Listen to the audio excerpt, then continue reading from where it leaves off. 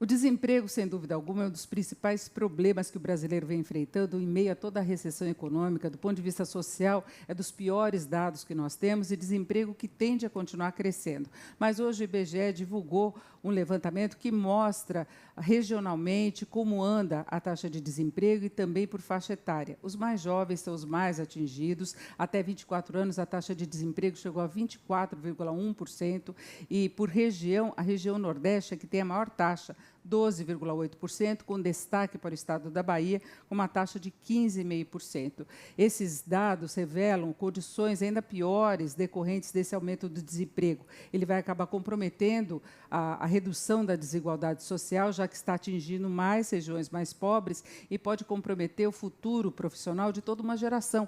Jovens que estão ingressando agora no mercado de trabalho com uma precariedade muito maior, talvez tendo de redirecionar a carreira, se virando como podem, para tentar conseguir uma colocação.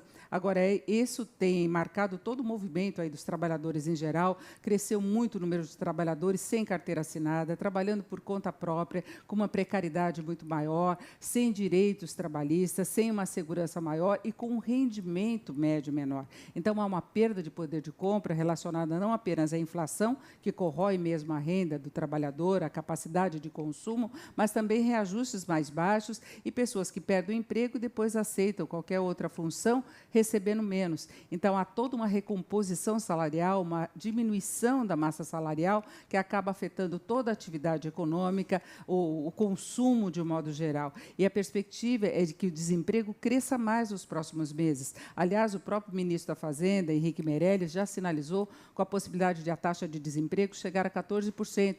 Ele está trabalhando com uma previsão pior, mais pessimista do que a média do mercado, de analistas que falavam numa taxa de desemprego de até 12%. Esse levantamento feito pelo IBGE se refere ao primeiro trimestre, quando a taxa de desemprego chegou a 10,9%.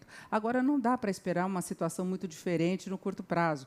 O mercado de trabalho é sempre o último a reagir. As empresas só voltam a contratar quando tem segurança da retomada de atividade, o que não vai acontecer de uma hora para outra. E, além disso, tem muita ociosidade, especialmente no setor industrial, que tem muita capacidade instalada, não sendo utilizada, porque houve uma queda importante da produção. Então, dá para retomar a atividade, ampliar o atendimento, a oferta de produtos, de serviços, sem necessidade de contratar. Então, pelo menos até o começo do ano que vem, o mercado de trabalho deve seguir com dados muito negativos, que afetam a sociedade de um modo geral, impõem uma precariedade maior, comprometem, inclusive, a capacidade de reação da atividade econômica.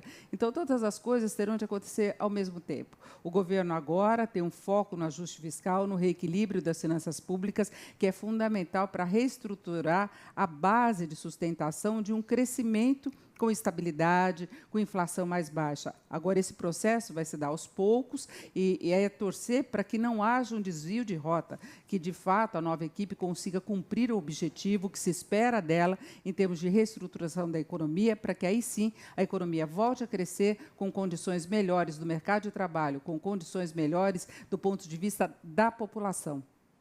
O mercado aqui no Brasil continua apresentando muita volatilidade, sobe e desce do dólar, da Bolsa de Valores, muito em função do cenário internacional.